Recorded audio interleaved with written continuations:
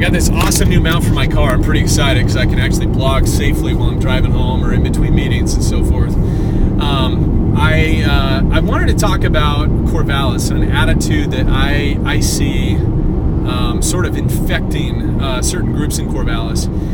And that is a sense of entitlement and what really manifests itself as elitism. It's there. Fortunately, it's not everywhere, and many of you that will see this, it's not part of your makeup and the way that you approach our community and life and so forth, but it's there. And an example of this, when I was campaigning for city council, 4 or 5 years ago, I was actually going door to door. I would talk to hundreds of houses, hundreds of households. And one of the people that I spoke with, her first question out of her mouth, she was up on Arrowwood Drive up in Timber Hill, and she said, well, if you're on council, what are you going to do about all of these houses that are going up all over the hillside here? And I said, well, what do you mean by that? And she said, well, when we moved in 15 years ago, it was kind of our dream home. There was nothing across the street but trees and hillside and deer that would graze and birds.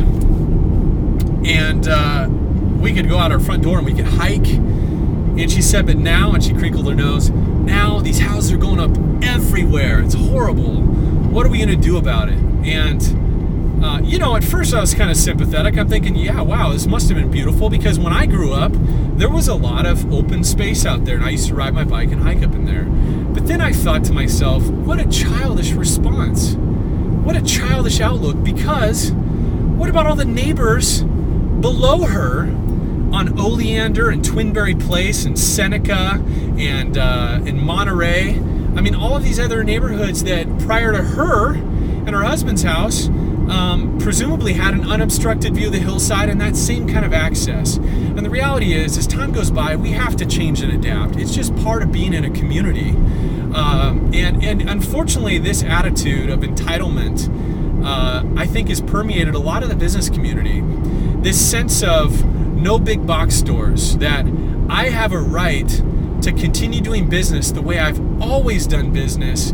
I have a right to the same revenue share, the same share of clients that I always have, just because. And frankly, there's some businesses that don't even feel a compulsion to adapt, to innovate, to get better, to provide better service than the big box stores. They just feel like they have a right to that business and to the customer base here in Corvallis. And frankly, I think it's really sad. I think I have an obligation, I have a compulsion as an insurance guy to compete with Geico and Progressive, that I've got to do a better job. I've got to do something better. Besides just representing a great company, I've got to provide a level of service that they can't do, and frankly, I can.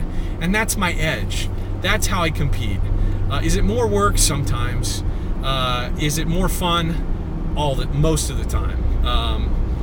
And so I just think that we have got to maintain an outward focus in our community, a willingness to adapt, a willingness to innovate and be better, to preserve the uniqueness by actually being unique. And so I would just, I don't know, this isn't a soapbox.